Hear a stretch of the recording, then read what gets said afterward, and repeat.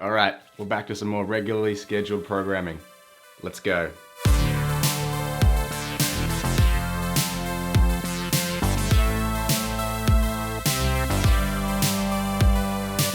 I want to talk about renting, and specifically renting in Sydney. Quick disclaimer, this is our experience of renting in Sydney. Not everyone's story is going to be like ours. With that out of the way, why Sydney? It's beautiful. You want to go to the beach? Go for it. You want to go for a bushwalk? Take your pick. Which one do you want to go on? And we both grew up here. We love Sydney. We can't imagine living anywhere else. Now take those innocent, naive versions of Arleen and Paul and bring them into 2020. We're about to get married, and so naturally, we're looking for apartments to rent. We inspected a lot of apartments. I'm talking a lot. It was nuts. Our personal circumstances weren't helping us either. I'd just been let go from work and had very minimal rental history. Arleen is in the middle of her degree and has no rental history. So realtors and landlords see us and think, we finally got one, obviously, because that's where we are now. And I will say, the thing that got us over the line, despite all the things I just mentioned, was one realtor being convinced that we were just good people and they could trust us. We also had a nice little bit of savings stored up, so we were able to pay a decent amount in advance, which I think won us over with the landlord as well. We've been living in this apartment for about 18 months now, so the next obvious question in this story is,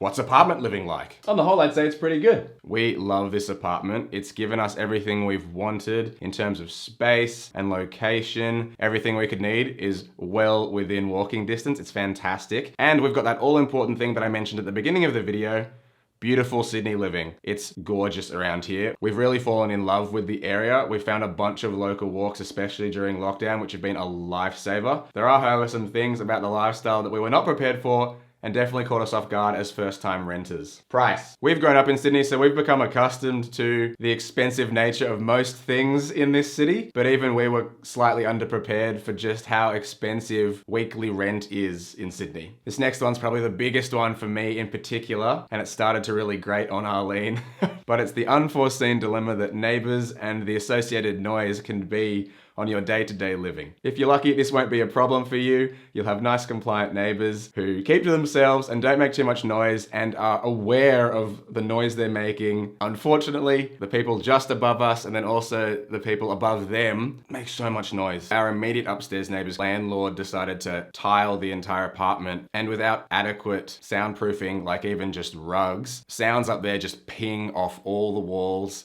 And then subsequently down to us, where I'm recording in our second bedroom at the moment, and I can hear them open and close the door that goes into their second bedroom, which is directly above us. It's that bad. Just take my word for it. There's a level of leniency you need to adopt when you become renters, because people are just living their lives, and if there are noises happening from people doing general day-to-day things, you've kind of just got to take that on the chin. Can't get angry about anyone for just doing what's normal. However, when your upstairs neighbors decide that every night at 11 p.m. is the appropriate time to start washing all their big pots and pans, got a bit of a problem here. This kind of segues into another thing that you need to be aware of, which is living space politics. Everyone's kind of got their own opinion on what's right and what's wrong. I came into this believing that most people knew that 11 o'clock was kind of the appropriate cutoff time for large amounts of noise. Politics also come into play when you're considering as a neighbor whether to confront your other neighbors or not. I may or may not have done this with people upstairs about 2 months ago, and let me just say, I was not prepared for the reaction I got. I haven't heard from them since, but yeah, you've just got to really consider all the factors, because you're all living, on top of each other, literally. So it's actually quite a political decision whether you're going to confront them or just kind of keep on living with it and dealing with it. One final thing that we hadn't considered until recently is that it's really hard to find places in Sydney that allow you to have pets.